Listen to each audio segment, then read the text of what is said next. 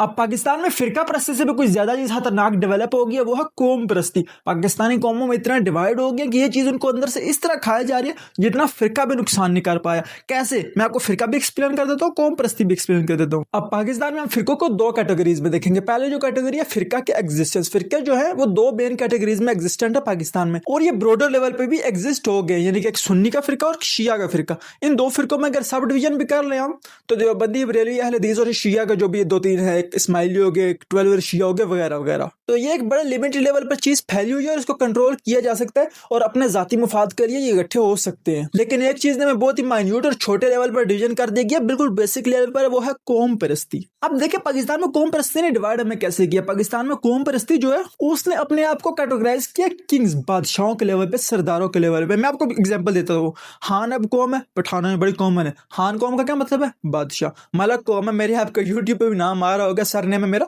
तो इस कौम का क्या मतलब है? बादशाह। चौधरी कौम है, क्या मतलब है? कोई बड़ा सेठ वडेरा। सीन में वडेरों की अपनी कौम है जिसमें मेमन आ जाते हैं, बड़े जो रिच पर्सन है। इसी तरह राजा अब कौम है, उसका तो नाम ही राजा, यानी कि बादशाह। राजपूत है, जो कि राजपूत यानी कि राजों के बेटे। अलग अलग कौमें, एक सिर्फ ये नहीं है, इंतहा की कौमें हैं। और बलोच जैसे कौम है, बलोच भी सरदारों की कौम है।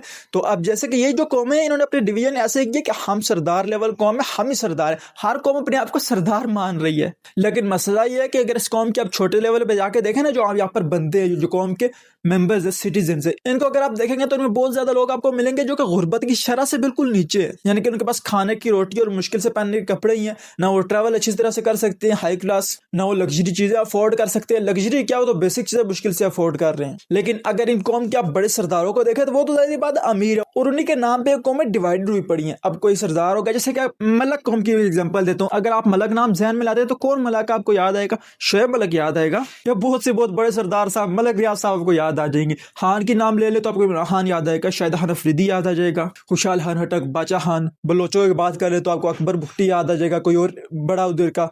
सिंधियों की बात कर ले, मेमन्स की, तो मेमन में तो बड़े बड़े नाम है जो कि मशहूर मेमन्स है। पंजाब की अगर आप बात कर लें, डोगर आ जाते हैं, शरीफ्स आ जाते हैं, जो भी यहाँ पर कौमें हैं। राजपूत बड़ी कौम है एक पंजाब की। तो ये सारी कौमों के जो बड़े लेवल के लोग हैं वो तो आपको फौरन याद आ जाएंगे। लेकिन आप किसी एक बंदे को भी जानते हैं जो कि उस कौम का वाकई मेंबर हो, अगर उनका आप हाल देखेंगे तो मुझे नहीं लगता कि उनका हाल बहुत ही अच्छा होगा। जैसे कि इनके मेन एलीट क्लास बंदों का उनका हाल बहुत ही बुरा लग रहा है मुझे, मेरे लिहाज से। मेरा एनालिसिस है, मैं लोगों से मिलता हूँ, लोगों को समझने की कोशिश करता हूँ, उनकी कौम जानता हूँ, पूछता हूँ कि भाई आपका क्या स्टैंडर्ड ऑफ लिविंग है, तो चीजें पता चल जाती हैं आपको। देखिए आप ऐसे एक मुल्क में बेस्ड है ना कि जहां पर गुर्बत के लेवल तो बहुत ही, चले आम आदमी में गुर्बत उस तरह से नहीं जिस तरह बाकी मुल्कों में हम कह सकते हैं कि लोगों के पास बिल्कुल फाका चल रहा है। कुछ ना कुछ हमारे अल्हम्दुलिल्लाह नेचुरल रिसोर्सेज हमारे पास मौजूद है, तो कुछ ना कुछ तो हमें मिल ही रहा है। लेकिन हम ऐसा भी नहीं कह रहे कि उनको इतना ज्यादा स्टैंडर्ड ऑफ लाइफ प्रोवाइड कर रहे हैं कि वो एक कौम में होने के यहाँ पर एक पाकिस्तानियों पर प्राउड फील करें। तो एक ऐसा डिवीजन है जो कि बड़ा खतरनाक साबित हो रहा है एक दूसरे पर।